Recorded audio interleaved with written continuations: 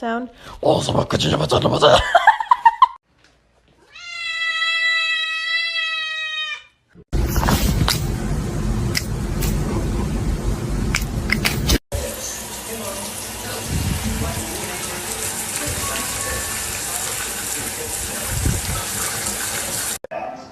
Call now to speak directly to an attorney.